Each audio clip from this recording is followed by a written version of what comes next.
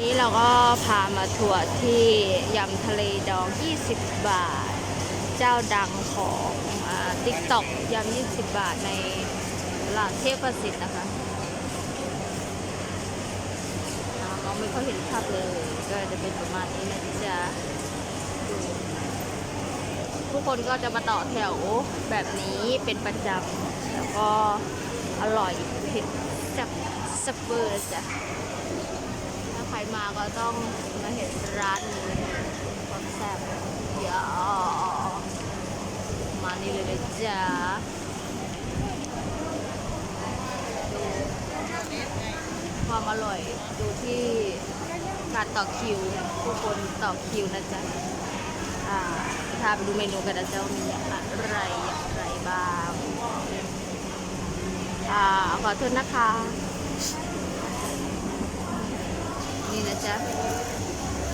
ยำ20 บาทแล้วก็ต้องมาดูเมนูเองแต่ต้องมาเขียนเมนูเองเมนูก็จะมีประมาณแบบนี้ปูม้าดองซีอิ๊วกุ้งดองหมึกหอมดองอะไรแมงกะพรุนหรือหอยเชลล์นะจ๊ะนี่เลยจะประมาณนี้แล้วเราก็เขียนลงไปนะเขียนลงไปแล้วก็ไปออเดอร์ข้างในก็จะเป็นประมาณนี้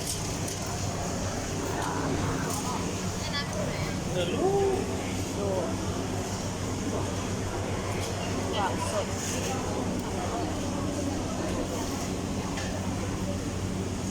เซมอนของฉัน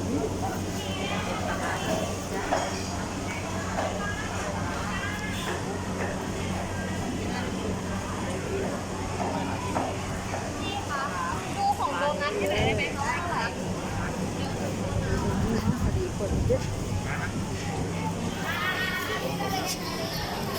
นั่งได้ข้างในนะจ๊ะข้างในก็นั่งได้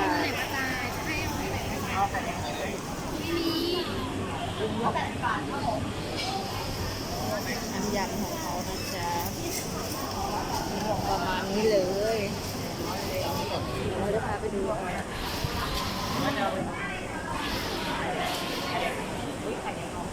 ่ย่างหมูค่ะแล้วก็จะมีโอเคเดี๋ยวเราจะไปทานข้างในกันนะจ๊ะ ที่จานรวมกันเลยไหมคะขอบคุณค่ะ โอเคจากน้ำจิ้มน้ำย่อยแค่นี้ก่อนนะจ๊ะ